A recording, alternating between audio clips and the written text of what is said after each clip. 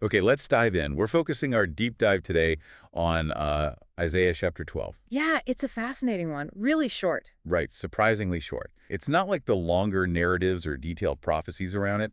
This reads much more like like a song, doesn't it? Exactly. Almost an anthem. An anthem, yeah, that's a good word. An anthem of praise, especially considering it comes after what seems like a really tough time described earlier in Isaiah. Definitely. That context is key. The chapters before it, they deal with some pretty heavy stuff: judgment, God's anger, consequences. So then chapter 12 just kind of bursts onto the scene. Like sunshine after a storm, yeah. It marks this really profound shift. It's moving from feeling God's displeasure to, well, finding relief, comfort, and this renewed sense of closeness. And it starts immediately with that feeling, doesn't it? Very personal. Right away. The first verse says, "In that day you will say, I will praise you, O Lord. Although you are angry with me, your anger has turned away and you have comforted me."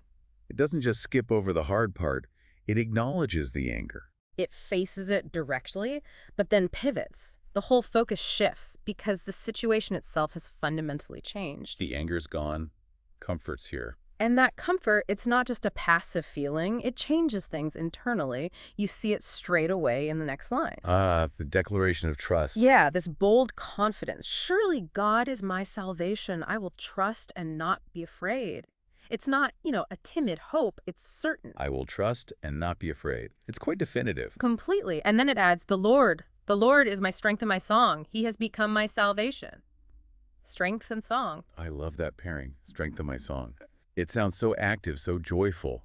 Not just getting through it, but actually singing about it. That joy just gets more vivid, too. The imagery in the next verse. Oh, with the water. With joy, you will draw water from the wells of salvation. Exactly. It paints this picture of abundant refreshment, overflowing happiness. You're not just getting a little sip. You're drawing deeply from a well. Deeply, yeah. It's plentiful. And when you experience that kind of abundance, that deep comfort, well, the chapter asks, what do you do with that? Right, doesn't stay personal. Not at all. It immediately expands outward. The focus shifts completely. From I will praise To a call for everyone. In that day you will say, give thanks to the Lord, call on his name, make known among the nations what he has done.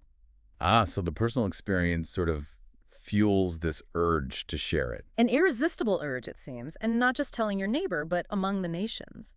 Global. And proclaim that his name is exalted. It's public. Very public. It's not quiet gratitude. It feels like a mandate almost to shout it out, make his deeds known, lift up his name. And the energy just keeps building from there, doesn't it? Absolutely. It ramps up significantly.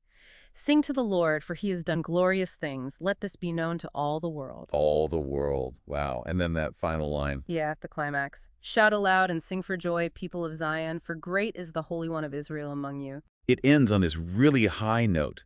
Loud, visible, shared joy. Because God is right there, present and great. So you see this incredible arc packed into just 6 verses. Yeah, it's the whole journey. From acknowledging past difficulties, even divine anger. Through finding personal comfort and this really solid trust. Which leads to this overflowing internal joy. It just has to burst out, right? Into public thanks, global proclamation. Singing, shouting.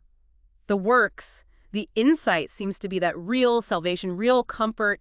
It changes you fundamentally. It compels you outward. So wrapping it up, the core of Isaiah 12 is really that transition, isn't it?